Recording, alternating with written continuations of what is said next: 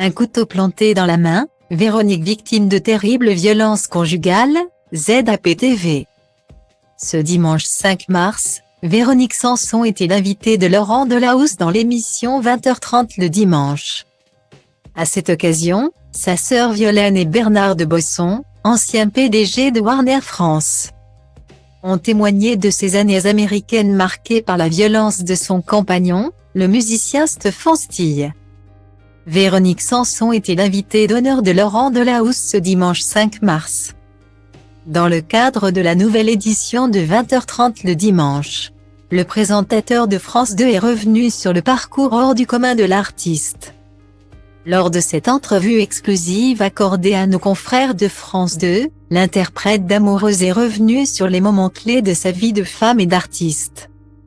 La parole a également été donnée à son alter ego, sa sœur Violaine. Véro, c'est un phénix. Elle a échappé à 10 000 possibilités de mourir ou de disparaître. Et à chaque fois, elle ressort de là nickel comme s'il ne s'était rien passé. A-t-elle notamment déclaré admirative du parcours de sa sœur et de sa résilience. Elle vit de ses blessures. Non, elle n'a pas de paix intérieure mais elle va bien. C'est une merveille, a-t-elle encore déclaré avec un sourire ému. Pourtant les cartes n'ont pas toujours été en faveur de Véronique Sanson. Les années américaines sont intégrées dans le reportage dans la partie intitulée Au bord du précipice. L'histoire est connue. Alors qu'elle vit le succès en France, une belle histoire avec Michel Berger.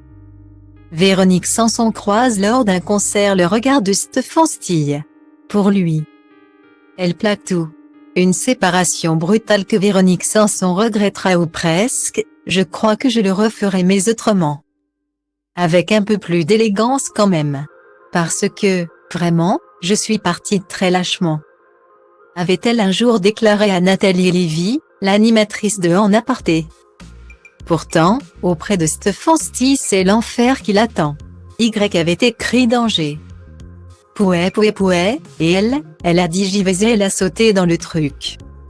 Raconte sa sœur. L'auteur-compositeur-interprète a l'alcool mauvais et se drogue et la violence finit par régner au sein du couple.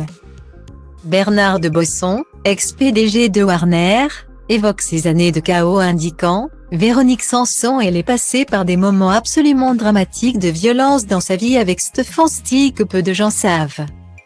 Il lui a planté un couteau dans la main quand même un jour, confesse-t-il. Une histoire dont elle s'est relevée.